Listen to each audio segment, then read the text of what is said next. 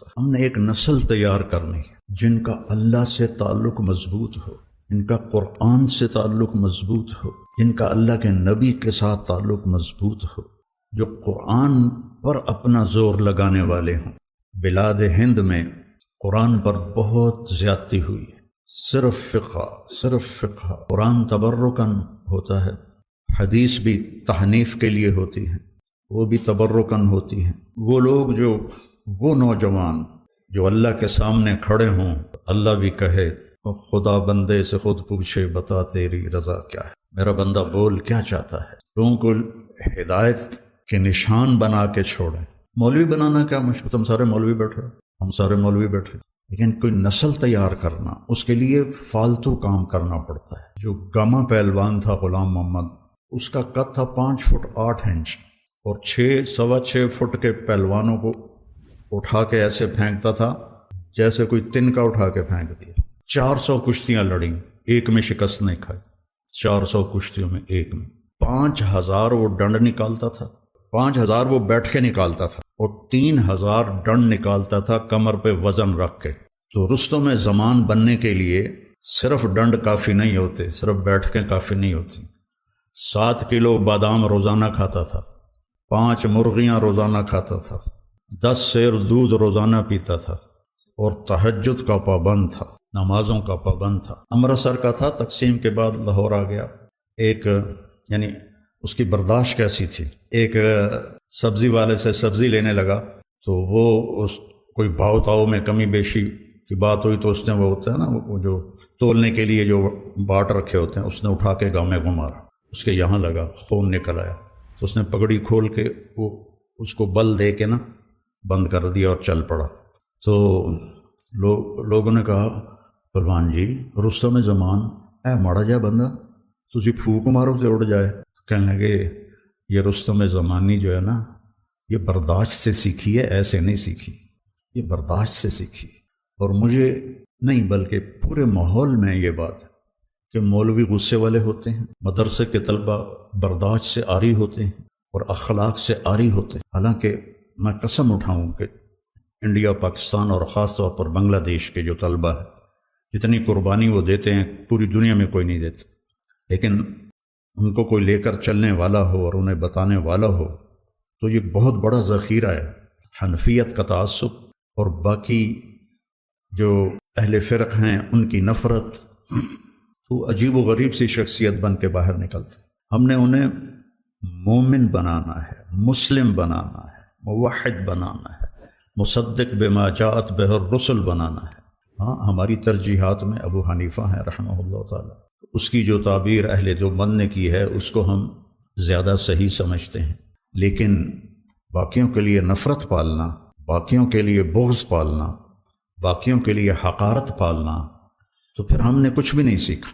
اور پھر اللہ نے ہمیں دعوت کی نسبت دی ہے۔ داعی تو کام ہی ہے کہ حقیر سے حقیر کو سینے سے لگا، بڑے سے بڑے مجرم کو سینے سے لگانا۔ قولا لہ قولا لینا لعلہ یتذکر او یخشی، کیا بات اللہ کر رہا ہے کلیم جیسی ہستی سے، جس کے سامنے والے کے بارے میں اللہ کو پتہ ہے ایمان نہیں لائے گا۔ قولا لہ قولا لینا فبما رحمت من اللہ لنت لهم ولو كنت فظا، زبان کی شدت، غلیظ القلب، مزاج کی شدت، کس کی؟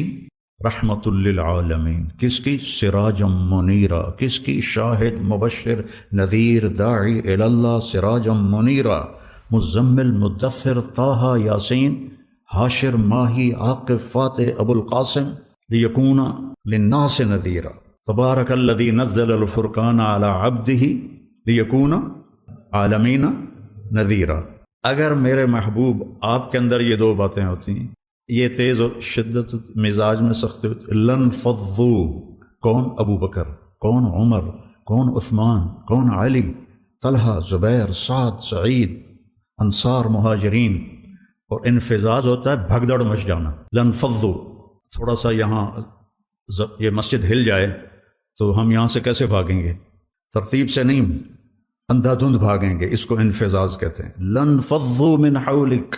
تو میرے عزیزو، ایک نسل اللہ سے مانگو، ہم جائیں تو ایک نسل چھوڑ کے جائے۔ ابو بکر سارے نہیں بن سکے، عمر سارے نہیں بن سکے، زیادہ کرنا پڑتا ہے، پھر جا کر اللہ ایسے مقام عطا فرماتا ہے۔ فتوحات ہو گئیں، کیسر و کسرا ٹوٹ گئے، خزانے آئے۔ کسرا کا تخت تاقدیس 140 ہاتھ لمبا، 110 ہاتھ چوڑا، 1 ایکڑ کے قریب، اور اس میں 1000 سونے کے گنبد لگے ہوئے تھے اور 1,40,000 چاندی کی میخیں لگی ہوئی تھیں، اور اس کا 2.5 من کا وزنی تاج جو لٹکا ہوتا تھا وہ اس میں سر دے کے بیٹھتا تھا۔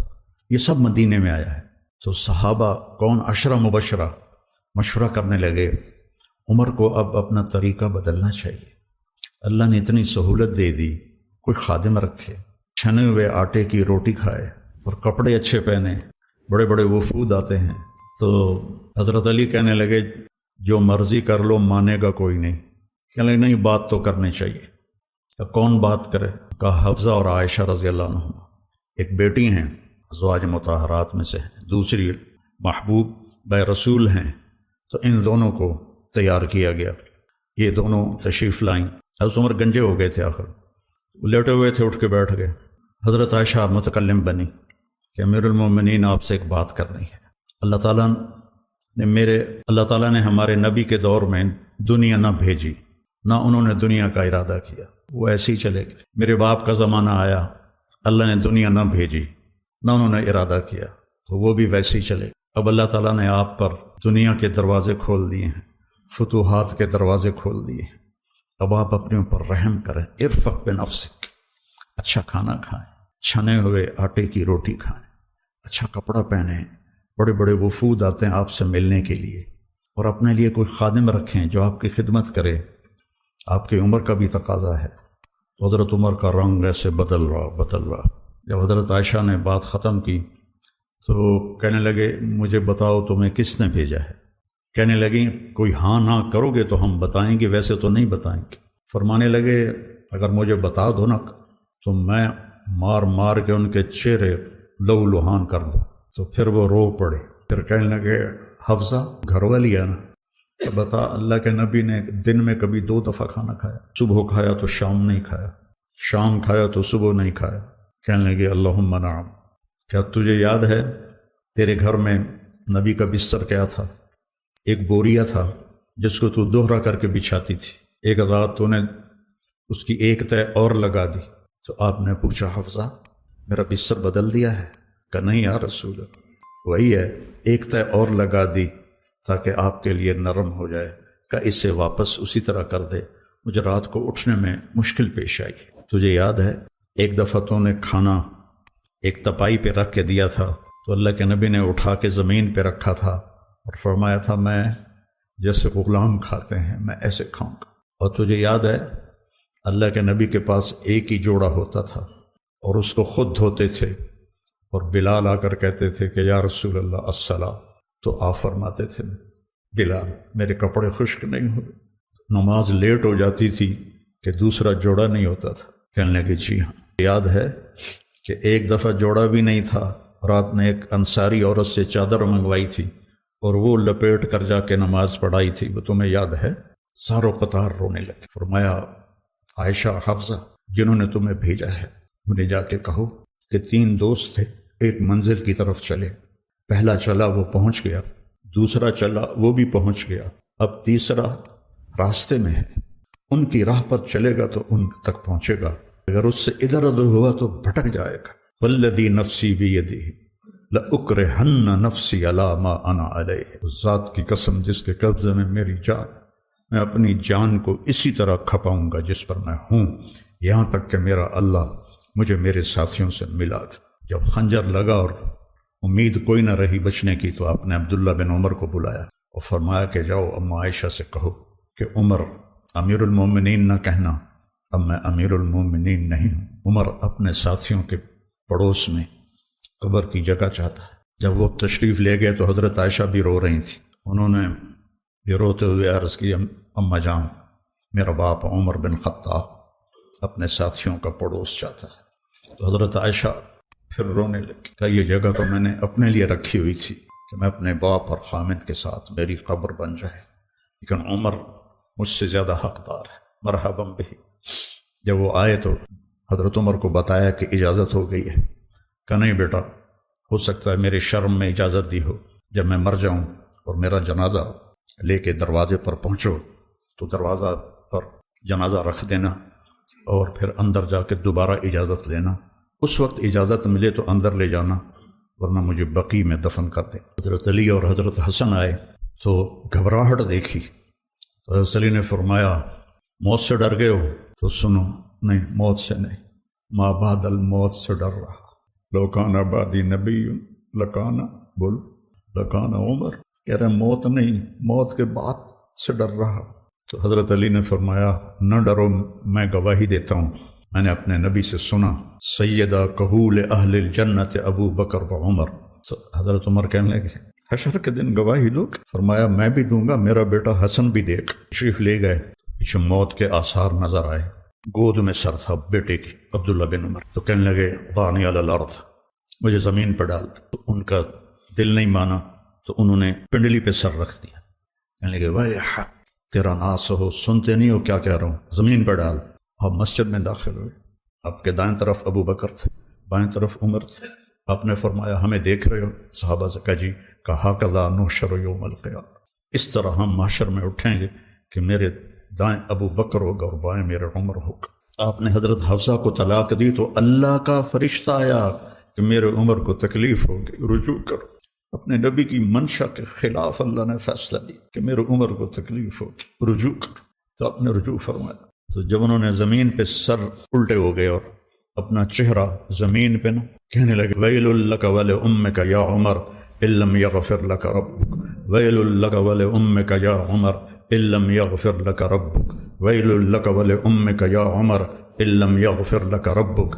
یہی کہتے کہتے جان نکل گئی۔ تو برٹن رسل نے کہا، ایک دہریہ تھا انگریز مفکر، اگر ایک عمر اور ہوتا تو پوری دنیا میں اسلام ہو پھیل جاتا، اور سارے صحابہ مرید تھے اور یہ مراد تھے۔ اعز الاسلام باحد العمرین وبعمر بن الخطاب خاصۃ۔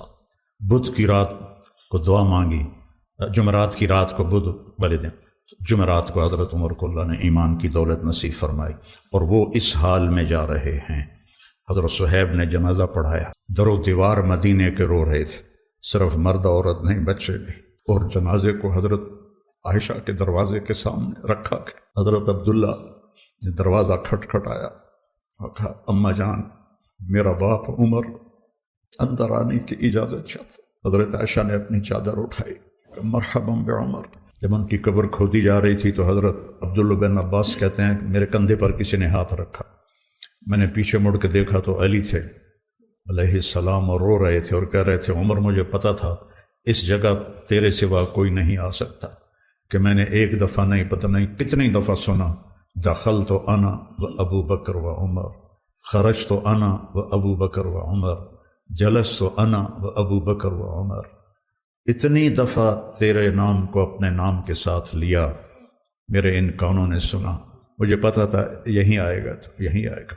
صحابہ تو سارے معزز و محترم ہیں، لیکن جنہوں نے اپنے آپ کو کچھ کھپایا وہ پھر آج ہم ان کا ذکر کر کے رو رہے ہیں، آنکھیں اشک بار ہیں۔ رواجی کام کرنا ہے تو مسئلہ ہی کوئی نہیں، لیکن اگر کسی منزل تک خود بھی پہنچنا ہے اوروں کو بھی پہنچانا ہے، چونکہ جب آدمی دوسروں پر محنت کر رہا ہوتا ہے تو عام طور پر اپنی طرف سے نظر ہٹ جاتی ہے، فلاں بچے کی یہ شکایت ہے، فلاں بچے کی یہ شکایت ہے، فلاں بچے کی یہ کمی ہے، فلاں بچے کی یہ کمی ہے۔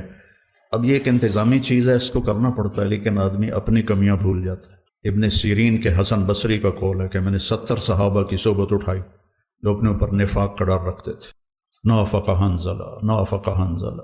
تو میرے عزیزو، مجھے سمجھ میں نہیں آ رہا کہ میں کس طرح وہ بات آپ کے سامنے پیش کروں جو میں کہنا چاہتا ہوں۔ ایک دفعہ زندگی ملی ہے، میرا عاصم کہا کرتا تھا کہ بابا اللہ کے اس نبی کے اس بول میں کتنی تسلی ہے، لیس علی ابی کی کرب بعد الیوم، بیٹی آج تیرے باپ کے کرب کا آخری دن ہے، موت تک کی جنگ ہے اپنے آپ کے ساتھ، اس میں راحتوں کو قربان کرنا پڑتا، اپنی ذات یاد رکھنا پڑتا۔ اتنے مولوی اس سے پوچھتے ہیں کہ کوئی ایسی تفسیر بتائیں جس میں نکتے بیان کیے گئے ہوں۔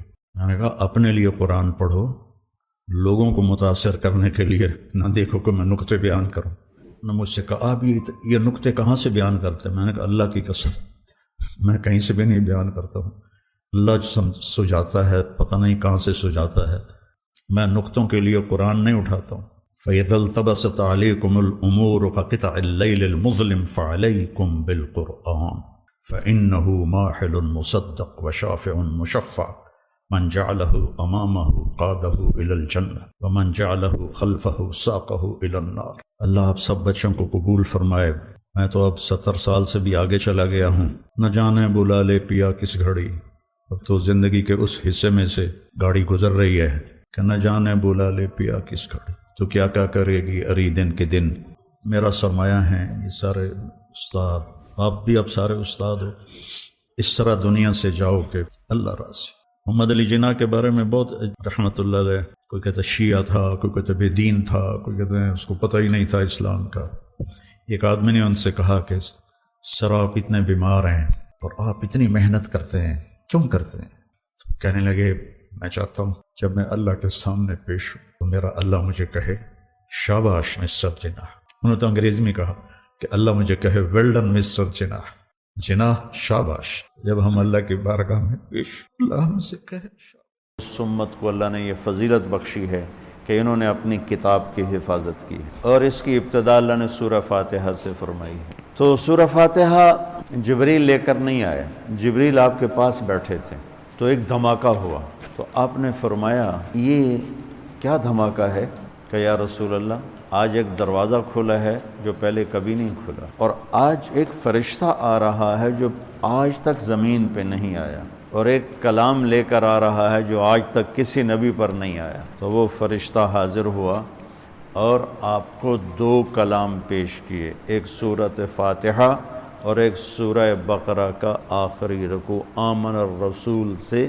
لے کر آخر تک۔ ابشر بنورین، آپ کو 2 نوروں کی بشارت ہو، سورۃ فاتحہ اور سورہ بقرہ کا آخر رکوع۔ تو ہم تھوڑی سی بات سورہ فاتحہ پر کریں گے کہ میرے نبی نے فرمایا اوتیت المثانیہ مکان التورات والمائدہ مکان الانجیل والحوامیم مکان الزبور وفضلت بالمفصلات۔ سب سے بڑی کتاب تورات، اٹھانا بھی مشکل تھا، اتنی بڑی کتاب۔ میرے نبی نے کہا اللہ نے مجھے تورات کے بدلے میں سورہ فاتحہ دی، اور انجیل کے بدلے مجھے اللہ تعالیٰ نے سورہ مائدہ دے دی۔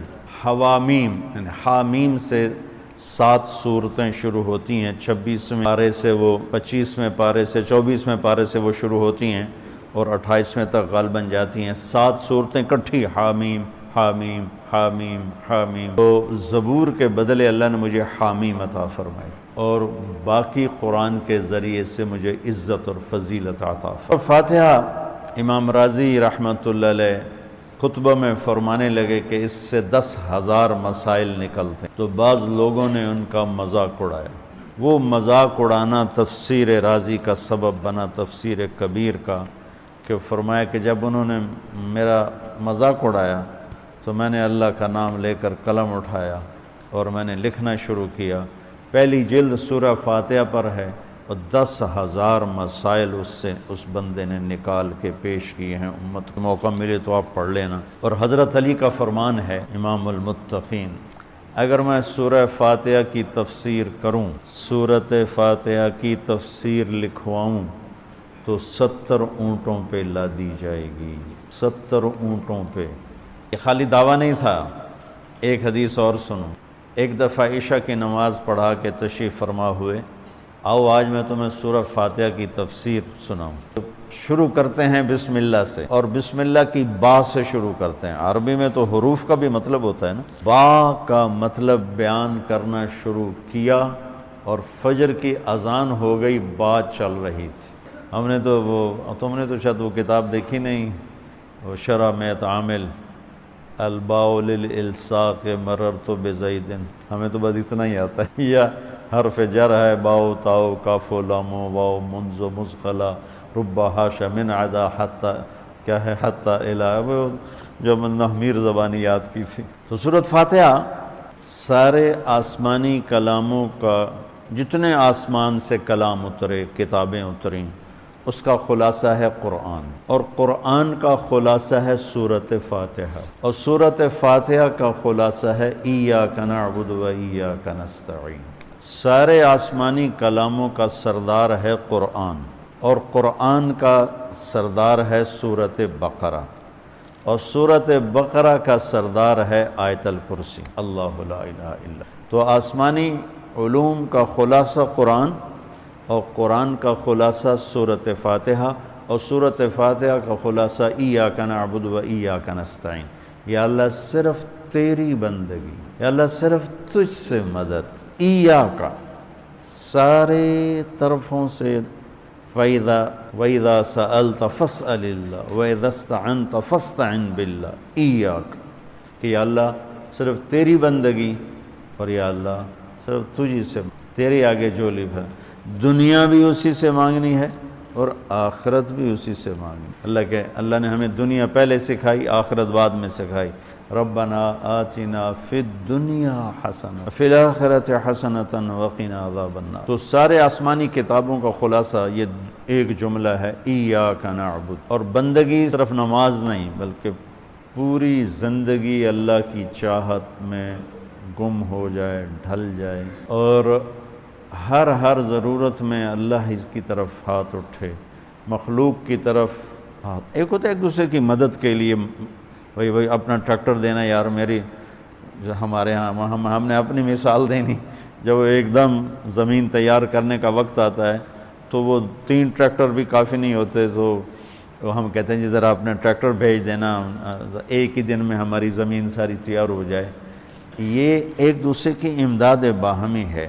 مدد جہاں انسان بے بس ہے، صرف اللہ ہی کر سکتا ہے، ان چیزوں میں اللہ کے سامنے جھولی پھیلانا، اسی کو پکارنا، اسی کے آگے ہاتھ پھیلانا، اور اسی کے آگے سر جھکانا۔ حنین میں صحابہ جیسی ہستیوں نے کہا آج ہمیں کوئی نہیں ہرا سکتا، ہم بہت زیادہ ہیں۔ اللہ نے ایک حلے میں اڑا کے سب کو کہاں سے کہاں بھگا دی۔ لن نغلب من قلۃ، آج ہمیں کوئی نہیں ہرائے گا۔ پہلے حملے میں ہی قدم اکھڑے، اور صرف 88 آدمی اللہ کے نبی کے ساتھ رہ گئے، 12,000 بھاگ گئے۔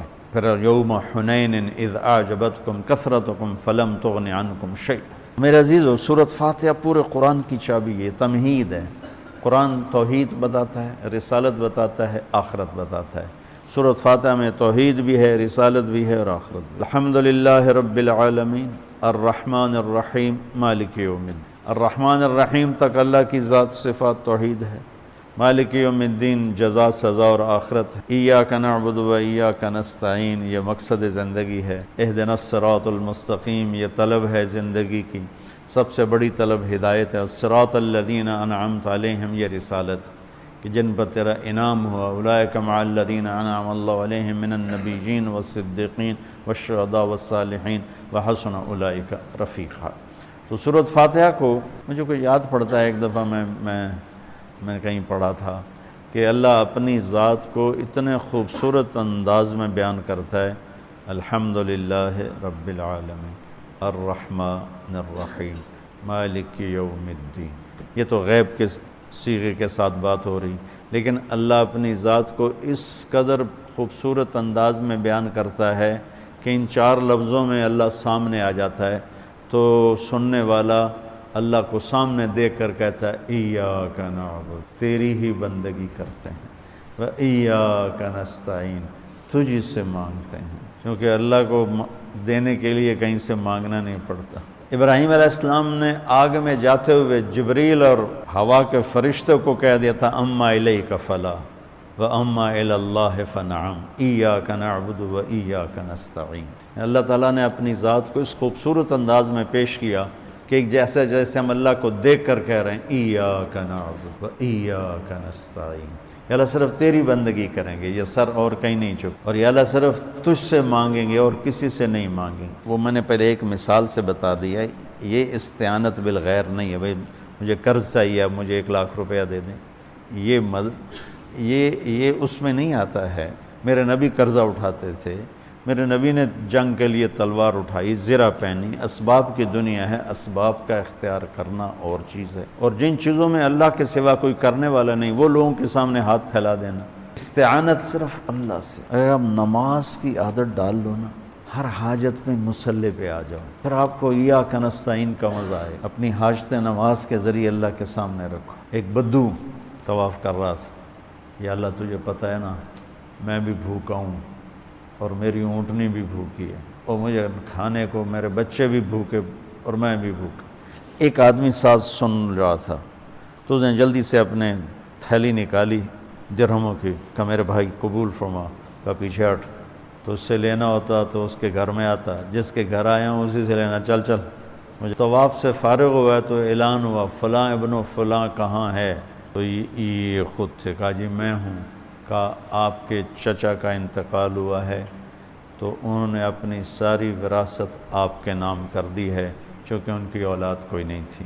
1 منٹ میں اللہ تعالیٰ نے قبول فرمائی۔ ہشام بن عبد الملک اور سالم بن عبداللہ بن عمر بیت اللہ کا طواف فرما رہے تھے، تو ہشام نے کہا سالم کوئی ضرورت تو بتاؤ۔ وہ کہنے لگے اللہ کے گھر میں ہو کر میں اللہ کو نہ بتاؤں تمہیں بتاؤں، کتنے شرم کی بات۔ تو ہشام چپ ہو گیا۔ ہشام بادشاہ تھا بنو امیہ کا۔ جب دونوں باہر نکلے تو ہشام نے کہا اچھا اب تو بولیے، کوئی ضرورت بتائیں۔ تو سالم بن عبداللہ بن عمر، حضرت عمر کے پوتے، کہنے لگے کیا بتاؤں، دنیا کی یا آخرت کی؟ وہ کہنے لگا دنیا کی بتاؤ، آخرت کی میں کیا پوری کروں گا؟ تو وہ کہنے لگے دنیا تو کبھی اللہ سے نہیں مانگی، تجھ سے کیا مانگا؟ ما سألت من یملکھا فکیف من لا یملکھا۔ جو دنیا کا شہنشاہ ہے، دنیا تو اس سے کبھی نہیں مانگی، تم سے کیا مانگوں گا؟ تو میرے عزیزو، سارے قرآن کا خلاصہ یہ 2 لفظ ہیں، ایاک نعبد۔ امت اللہ کے سامنے سر جھکا دے، ہر حرام چھوڑ دے، ہر حلال پہ آ جائے۔ بندگی صرف نماز نہیں ہے، بازار کی بندگی کیا ہے؟ سچائی، ناپ تول کا پورا ہونا، وعدے کا وفا کرنا، کھوٹ ملاوٹ سے بچنا، یہ بازار کی عبادت ہے۔ اقتدار کی عبادت کیا ہے؟ ظلم سے بچنا، اپنی طاقت سے کسی پہ ظلم نہ کرنا، انصاف کو ہاتھ سے نہ جانے دینا۔ وکالت کی، عدالت کی عبادت کیا ہے؟ ظالم کا ساتھ نہ دینا۔